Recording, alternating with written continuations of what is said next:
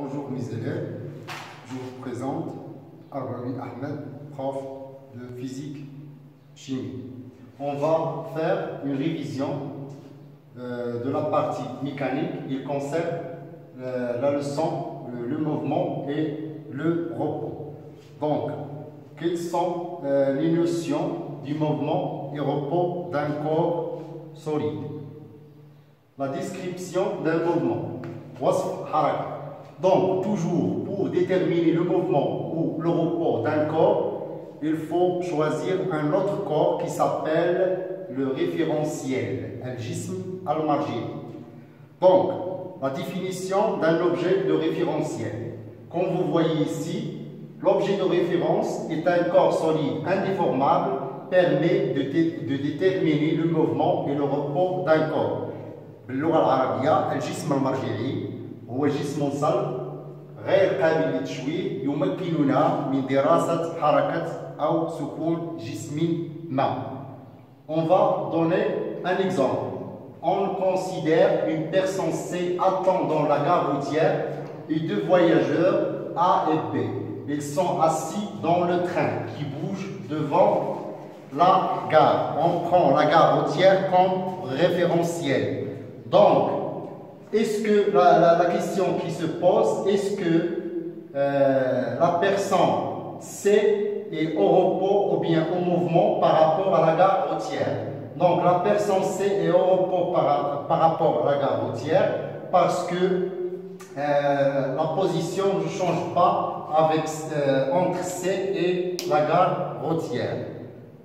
Deuxième exemple. La personne A est en mouvement par rapport à la gare routière. Pourquoi? Parce que la position entre A et le référentiel, c'est la gare routière, elle varie. En passant à la trajectoire, à al-masar. Donc, la trajectoire d'un mobile est l'ensemble des positions successives occupées par le mobile lors de son mouvement. Il existe trois types de trajectoires. Premier type, trajectoire rectiligne, comme vous voyez ici. Si un corps ou bien un objet se déplace sur une ligne droite, ces positions forment une droite. Donc on dit que la trajectoire est rectiligne. Deuxième type, trajectoire circulaire. Si l'objet se déplace sur un cercle, comme vous voyez ici. Et la troisième type, la trajectoire curviligne, c'est une trajectoire qui peut avoir une forme quelconque, c'est-à-dire ni rectiligne ni circulaire. On va passer à la troisième chapitre, quel type de mouvement. Donc, en général, il existe deux types de mouvements. Mouvement de translation et mouvement de rotation. On va voir comment déterminer si un corps il a un mouvement de translation. On prend par exemple l'ascenseur. On voit ici que un segment AB de cet ascenseur, tous les droites qui passent par A et B, elles sont parallèles, comme vous voyez ici. Donc, ils ont la même direction. Et aussi, là-bas, on voit que le segment AB,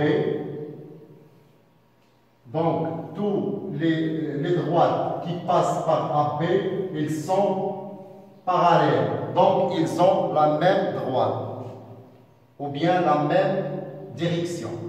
Donc, au cours du mouvement d'un ascenseur, l'ascenseur يعني المصعد باللغة العربية ou d'une grande roue أو مكسورة الألعاب, tout segment du mobile garde la même direction. Donc, avec vecteur AB, donc les droites qui passent par les points A et B, elles sont parallèles à lui-même au cours du mouvement. Un mouvement de translation, يعني باللغة العربية إزاحة, si n'importe lequel de ces segments se déplace en conservant la même direction. Maintenant, on va passer à la deuxième type de mouvement. Type de rotation, c'est-à-dire mouvement de rotation. On va prendre deux points A et B. On observe que le point A décrit un arc cercle autour d'un axe fixe horizontal ou bien autour du centre O, et aussi B, il décrit un cercle autour d'un même axe O. Donc c'est le mouvement, on dit que A et B, il décrit un mouvement de rotation. Le mouvement d'une roue de bicyclette autour de son axe horizontal fixe. Chacun des points de la roue décrit un arc centré sur l'axe. On dit que la roue en mouvement de rotation. Un mobile effectue un mouvement de rotation si tous ces points décrivent des arcs cercles centrés sur l'axe de rotation.